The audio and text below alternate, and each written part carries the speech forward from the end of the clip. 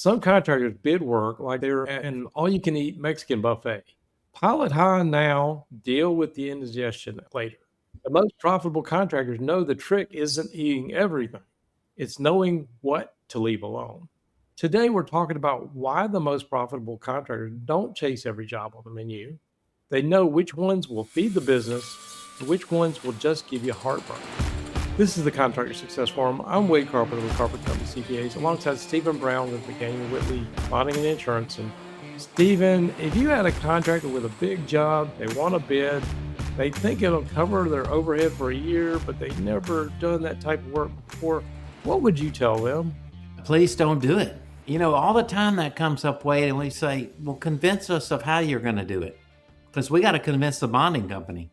Just convince us. And so many times as they start convincing us and we start asking questions, then it becomes apparent maybe it's not the best thing to take on and why. And other times we're wrong. We just need convincing. Just give me the ammo to sell this project to your underwriter.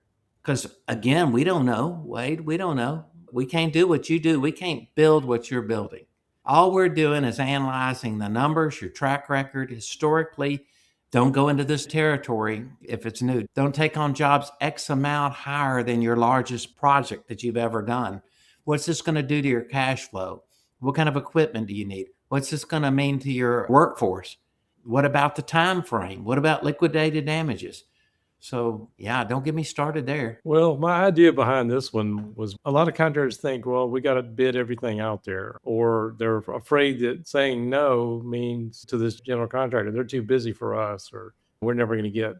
But the idea, from what I see, is some of the best run contractors out there use no to protect that margin. They don't chase that revenue number. And the contractor with the best numbers often decline more work than they actually accept. Part of what you were talking about is this revenue trap. Any thoughts on that? The whole mentality of feast or famine is while the sun's shining, you got to make hay, right? Absolutely. And I can relate to that. Revenue does feel like progress. Everybody wants bigger, better, but we talk about it all the time. All revenue is not worth having. If you got a bad fit job, it can look good on the bid, but bleed you dry in execution. If they're not paying you and you're having to finance, I guess the question is, could you actually do the job? Probably the answer is yes, but the better question would be, should you be doing this job? And as your company gets bigger, who's making those decisions? On a smaller company that's kind of a flatline hierarchy of structure, the owner's going to make all those decisions. But how are you making those decisions based on exactly what? A lot of times it's your gut feeling as you're smaller because of things that have happened in the past or the cycles you've been through. When you have good financial advisors, like good CPA like you, Wade, maybe a bond agent that has been around for a while, they've seen those cycles and politely tell you what they're concerned about. I'm sure you can relate to so many of these things too, but one of the lessons I remember after 2008, 9, 10, I had an electrical contractor that knew his numbers and he was doing some work. There was a lot of work that was done. People were taking stuff way too cheap. He had just hit a milestone birthday. Rather than dealing with a bad situation, he chose to retire. And he still got money today. I still work with his taxes and that kind of stuff. I know this is not quite the same thing, but he knew exactly what he should take and should not take. When you got a bad hand, should you take that bad hand just to cover the cash flow? Right. How many times have we talked about this in our episodes in the last 5 years? Is there such thing as bad revenue? Is there such thing as bad profit? You would say, well, capitalistically speaking, there's no such thing as bad profit. But what if that profit that you made deteriorates your workforce, your reputation, your peace, the overall morale of the company? There's just a lot of moving parts here. Yeah. Sometimes you read my mind, but it's this invisible opportunity cost we got. It's like every yes that we say, just because we can do the work, is taking your estimator time, your project manager, all the field labor. Are we using our capacity on that to work on a job that's not as profitable versus, hey, we found this particular job that has a better margin and we put them over there, as opposed to putting them on a bad fit job? It can look good just because we're spinning up some revenue, but is it going to be building your bottom line? I'm big on capacity and constraint theory and that kind of stuff, just because my book was about the stuff from Eli Goldratt, the book, The Goal. These marginal jobs steal the attention from the profitable jobs. So that's where I'm going with this. Okay. So you're saying yes too much when you need to say no more. Exactly. I think we both kicked this around a little bit before the episode. There's the two kinds that I sort of put in your brain. There's this reactive no that say, oh, I'm just too full to take it on right now, which could be smart. Yeah. It's based on your capacity. It usually comes after the team is overloaded, and that's smart. I think that is definitely always better than overcommitting where you're at and still being defensive. But that versus the strategic no. And I don't know if you want to take that or you know where I'm going with that. I kind of know where you're going with it. And this point got me really wound up before we started the podcast. The reactive no and the strategic no. Reactive no, hey, we're full. Sorry, can't do it right now. We're slammed. And then the strategic no of this is not what we want to do. When you're saying no, you're running the risk of upsetting a client or a potential client, of course. Both those no's are okay. But when you're saying no strategically, you're saying this doesn't fit in with our goals and plans, which you set with your entire team. Your whole organization is on board together with your goals and plans. That's a peaceful kind of way of saying no. I think personally, owners respect that because we were talking about being stuck in that rut where you got one main owner providing most of your revenues. They're so used to screwing you down that you let them and you're afraid that you can't get off that treadmill. What do you do about that? I think it all kind of ties in together. But to me, those two type of no's that you put in this outline were the most dynamic part of our listeners understanding why saying no is so important and why saying yes too much can be so detrimental. I think you made a good point of why saying yes too much can be detrimental. We talk about that over and over again. Not all revenues are good revenues. And then I just added not all net profit is good net profit, which someone might laugh about. Absolutely. I think the strategic no, exactly what you said, just saying this is not our work. This is not what we do. Whether it's based on the margin itself or based on the trade mix, or if it's a fit with the GC, the contract terms, how fast they pay. This is really where the mature contractors separate themselves from the other ones. Absolutely. And I guess I can relate it to my business, which, especially 2008, 9, 10, I was at 80, 90% construction. And after the Great Recession, stuff like that, I went back wide and started taking work that really wasn't my fit, but I could do the work, obviously. But as I decided, I got to go back after my niche, what I'm really good at. And it's hard, just like your GCs, that maybe they feed you a lot of work, but I had people that were referring me work. And it's hard to say, yeah, I'm sorry, I just can't take that and it took a mindset shift in my mind and my team's mind. It's like, why did you turn that away? Well, it's not taking us down the path that I wanted to go. I think we're better off for it. They can see years later that we do construction and we do it well, but we're not also trying to do retail and service-based business and those kind of things. That was my strategic no. Does that make sense in a construction? Absolutely. Yeah. That makes so much sense. And strategic no's are okay. Reactive no's are okay. The thing about saying yes to me is if you have a structure in place that says no based on certain criteria, then your project managers, your estimators, they're just not going to be allowed to do that. There's just a lot of hidden cost in the yeses. We talked about that. A whole lot of hidden costs maybe in the yeses. Taking little shortcuts, doing everything to make the customer happy was just one of those. Yeah, and I'm reminded of that, and I can't remember the book. I don't remember where it came from, and to the author, I'm sorry. There was somewhere the concept of the red rope policy, just like you get into that exclusive club, and they got these red ropes, and unless you're somebody, you can't get in that line. They came up with this concept of the red rope policy. This is not what we do, and that's a tough thing to say, but for a contractor, what makes a job the wrong type of job? I went off at the beginning of this podcast about the patterns of bad projects. They all have patterns. You see them, you know them. Bad contract terms, bad GCs, bad subcontractors, slow payment terms, bad location, bad time frame. The job's way too risky, or the risk can't really be managed properly. Because part of construction industry is managing risk. That's what we do for a living. We study that as much as we can to say, okay, well, insurance is an option, or just avoiding that risk is an option, or educating the bond underwriters. This particular job is more of an insurance risk than a financial risk. Yeah. He threw a lot of things out there. The wrong GC, the wrong customer that beats you up on price or pays slow or never happy and they back charge you for everything. There's a lot of different ways you can. Oh, yeah.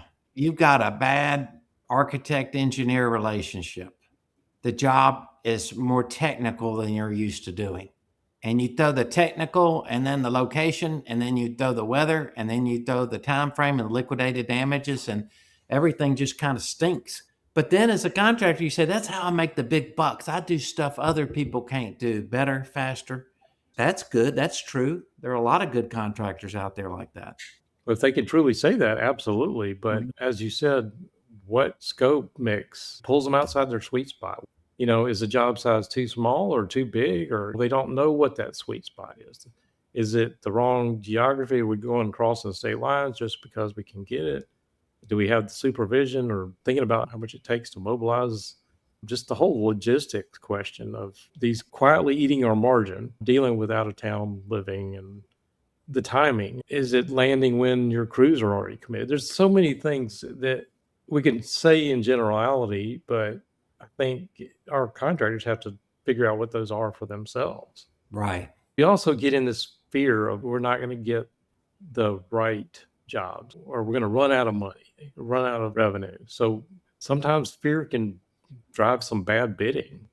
We go outside. I keep using that red rope policy. It's just we're doing it for cash flow purposes. And just like my electrical contractor, I thought that was so smart of him because he did feel like he was in a successful, long running electrical business, but the things were stacked against him. And he didn't start bidding stuff out of fear. Yeah, exactly. We talk so much about the situation where you want to bid a job just to meet payroll, you want to bid a job just to meet your overhead.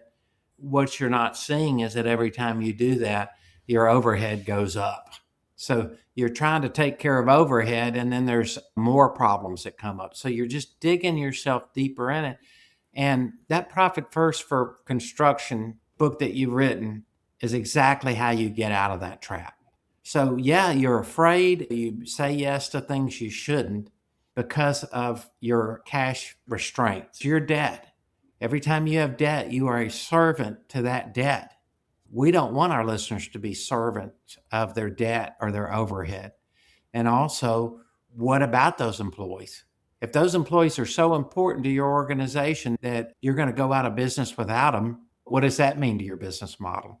I'm not saying good or bad, but isn't that kind of where we're going with this? Really, what you're saying, and I believe just whether it's profit first or just having your job costing system and you're knowing where you really are, the confidence comes from knowing what your numbers are, what jobs actually make money. And the lesson I think is whether you have profit first or great job costing, if you can't say no without numbers, that's where I guess I'm going with this. And I know it sounds self-serving. Track which jobs look good on bid day, but then you become disappointed later. Right. Last few podcasts, you've been introducing some of your dashboard calculators that are so fascinating. Having real knowledge to make decisions and then being able to take that knowledge and explain it to your whole team, and then putting certain safeguards in check that allow you to measure when to say no. There's just a definite no. And the problem I see, Wade, is a lot of times the owner and founder of a construction company will be successful because they're really good at this. And then the next generations that come on have not learned all those lessons. And there's only so much you can say as the old man in the company that the younger folks will listen to about the way you're going to do it.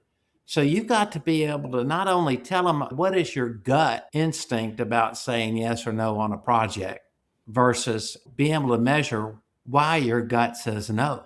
and communicating that to everybody. Absolutely. That's where I was thinking. Some kind of strategic filter. This is our red rope policy. I hate that term, but it sticks in my brain. Does it fit our best work? Do we have the right people available to really do it? Do we expect a margin to justify whatever risk we're taking if we're jumping into something we're not used to doing? Will the cash flow support the job? That's where I was going with this, like coming up with some kind of strategic filter for our strategic no. Are the terms accessible? Should we be working with this? If we have to work with some sub that we're not used to. You're exactly right. And I would also say, when you say no, if it's a big project and you and your team are really inclined to do it, what does the rest of your board of directors have to say about it? And your board of directors always need to be your attorney, your banker, your CPA, your insurance agent, and your bond agent. What do they say? You want to just take the time and run it by them? Do you respect what they say? I can tell you that in a lot of situations, the surety underwriters, I always say our job is not to ever say no to a job, but talk you out of something that doesn't make sense. And if we're doing that, we're always supporting you, right? We're not negative or overly positive. We're not being loosey-goosey or being too conservative. We're just doing what makes sense over and over again.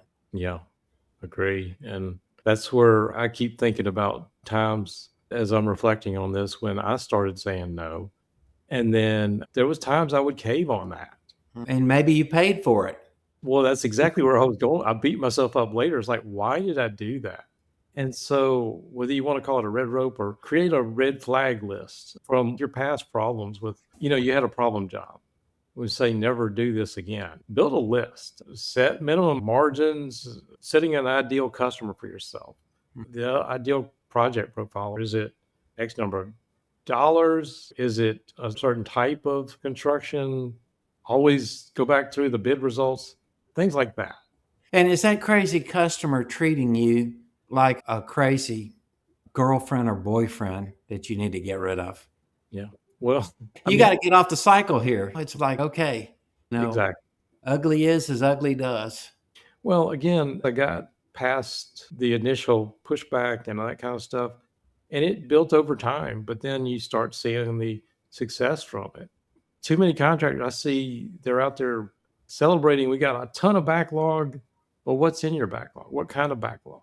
Is it something that you really want to be doing? And especially if you got backlog, that's when you can start being choosy about what you want to do. Right. So I don't know, any other red flag lists that you would throw out there?